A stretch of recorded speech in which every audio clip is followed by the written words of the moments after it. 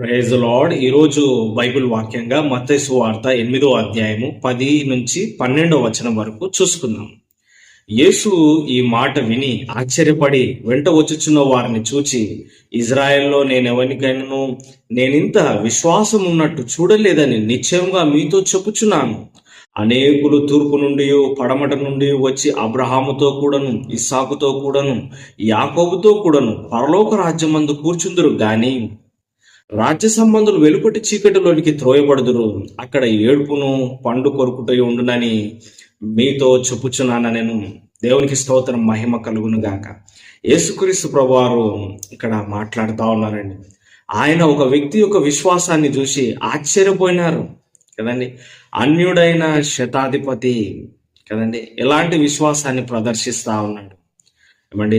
అయా నా దాసుడు అనారోగ్యంతో ఉన్నారు అని యేసుప్రభు దగ్గర మొరపెట్టుకుంటూ ఆ వ్యక్తిని స్వస్థపరచమని అడిగినాడు. యేసుప్రభు వారు సరే నేను మీ ఇంటికి వస్తాను అంటే శతాధిపతి ఏమనంటే, అయా నేను అర్హుడను కాదు, నీవు పరిశుద్ధుడవు, మా ఇంటికి రావద్దు, నీవు మాట సెలవిస్తే చాలు, నా యొక్క దాసుడు స్వస్థత పొందుకుంటాడు అని వినయంగా జవాబు చెప్పినాడు.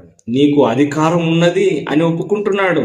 నేను శతాధిపతిని, నాకు ఎలాగా అధికారం ఉందో అయ్యా నీవు అధికారం గల వ్యక్తివి అని ఒప్పుకుంటా ఉన్నాడు. దేవునికి స్తోత్రం, మహిమ కలుగును గాక. యేసు ప్రభువారు ఆశ్చర్యపడిపోయినాడు కదండి.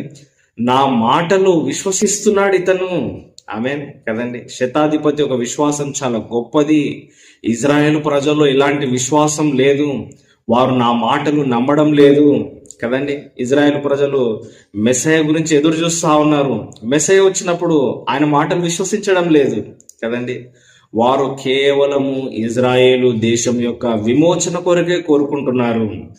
దావీదు పట్టణం కావాలి, దావీదు రాజ్యం కావాలి కదండి, మా రాజ్యం మాకు స్థిరపడాలి, మా దేశం మాకు ఉండాలని ఇదే వారి దృష్టి. కానీ పరలోకం మీద వారికి దృష్టి లేదు.